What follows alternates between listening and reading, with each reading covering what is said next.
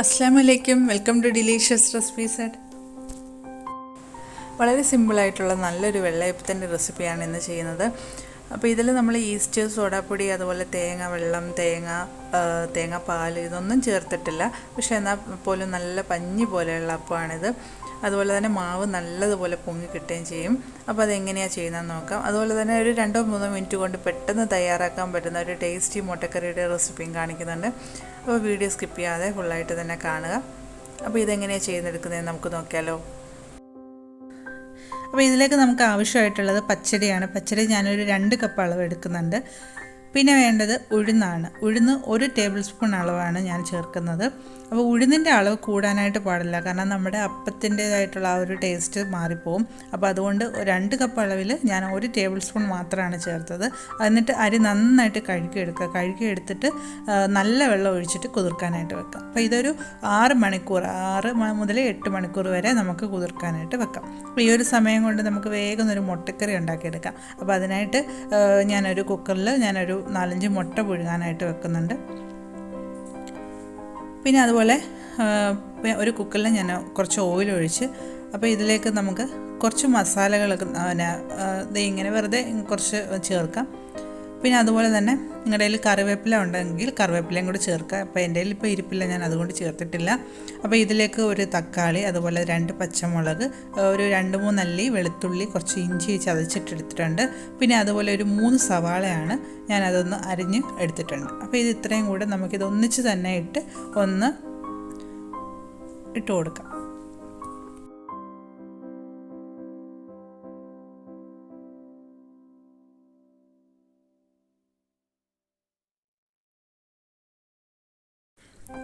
ഇനി ഇതിലേക്ക് ആവശ്യത്തിനുള്ള ഉപ്പും കൂടെ ചേർത്ത് നന്നായിട്ടൊന്ന് വഴറ്റിയെടുക്കാം. അപ്പോൾ ഒരുപാട് സമയം നമ്മൾ സാധാരണ മുട്ട റോസ്റ്റൊക്കെ ഉണ്ടാക്കുന്ന പോലെ ഒരുപാടിട്ട് വഴറ്റിയൊന്നും വേണ്ട, ജസ്റ്റ് അങ്ങ് ഒന്ന് വഴറ്റി കൊടുത്താൽ മതി. എന്നിട്ട് ഇതിലേക്ക് ആവശ്യത്തിനുള്ള മസാലപ്പൊടികൾ ചേർത്ത് കൊടുക്കാം. അപ്പോൾ ഒരു 1/4 ടീസ്പൂൺ അളവിൽ മഞ്ഞൾപ്പൊടി ഞാൻ ചേർത്തിട്ടുണ്ട്. പിന്നെ ഇതിലേക്ക് ഒരു 3/4 ടേബിൾ സ്പൂണ് മുളക് പൊടിയാണ് ഞാൻ ചേർത്തത്. പിന്നെ ഒരു 1/4 ടീസ്പൂൺ അളവിൽ മല്ലിപ്പൊടി ചേർക്കണം. പിന്നെ പെരുംജീരകത്തിൻ്റെ പൊടിയാണ് ഞാൻ ചേർക്കുന്നത്. അതൊരു 1/4 ടീസ്പൂൺ അളവിൽ പെരുംജീരകം മാത്രം പൊടിച്ച പൊടിയാണ്. അപ്പോൾ അതും കൂടെ ചേർത്ത് കൊടുക്കാം. അപ്പോൾ ഇനി പൊടികളുടെ പച്ചമണം മാറാനായിട്ട് നമ്മൾ ഒന്ന് വഴറ്റി കൊടുക്കാം.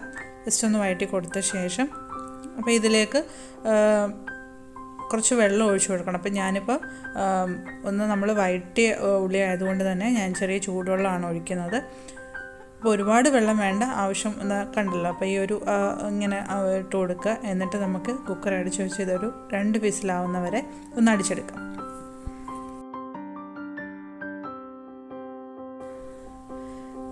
ഇനി നമുക്ക് അപ്പം ഉണ്ടാക്കാനായിട്ട് ഈ പച്ചരി ഒന്ന് അരച്ചെടുക്കാം. അപ്പോൾ ഇതിലേക്ക് നമുക്ക് ഒരു 1-2 കാര്യങ്ങളും കൂടി ചേർക്കാനായിട്ടുണ്ട്. അപ്പോൾ ആദ്യം ഞാൻ ഇതിലേക്ക് ചേർക്കുന്നത് 1 ടേബിൾ സ്പൂൺ അളവിൽ പഞ്ചസാരയാണ് ചേർക്കുന്നത്. അപ്പോൾ അത് ഇതിലേക്ക് ഇട്ട് കൊടുക്കാം. അപ്പോൾ കൂടുതലൊന്നും ചേർക്കേണ്ട, ഈ ഒരു അളവിൽ മാത്രം ചേർത്താൽ മതി.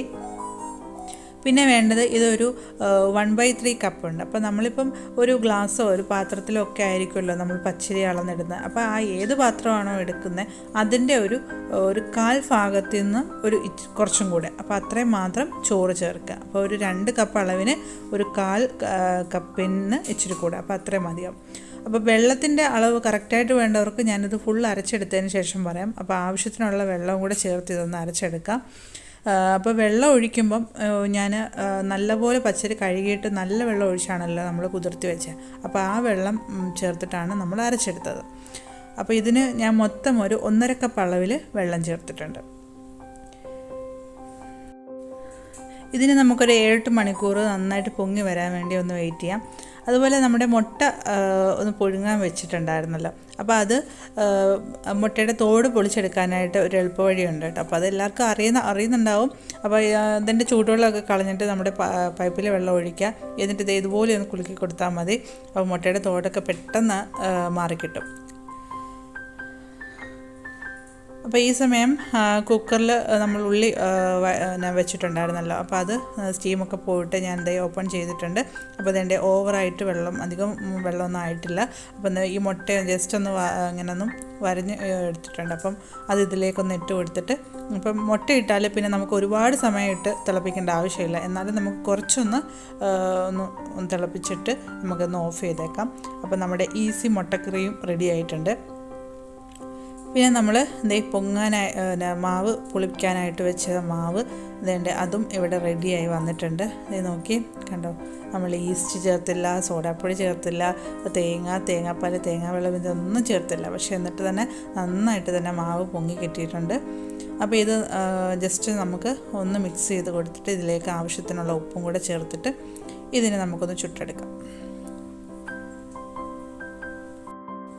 ഉഴുന്നും ചോറും ഒക്കെ എടുക്കുന്ന സമയത്ത് നമ്മൾ ആ പറഞ്ഞ അളവിൽ തന്നെ എടുക്കുക. കാരണം അധികം കൂടിക്കഴിഞ്ഞാൽ നമ്മൾ വിചാരിച്ച ആ ഒരു ടേസ്റ്റ് കിട്ടില്ല. അപ്പം ചൂടാനായിട്ട് ഞാനിവിടെ ഒരു കല്ല് ചൂടാക്കി എടുത്തിട്ടുണ്ട്. അതിലേക്ക് ഓയിലൊന്ന് ബ്രഷ് ചെയ്ത് കൊടുക്കുകയാണ്. അപ്പോൾ ഇതിലേക്ക് മാവ് ഒഴിച്ചിട്ട് നമുക്ക് അപ്പം ഒന്ന് ചുറ്റിച്ചെടുക്കാം.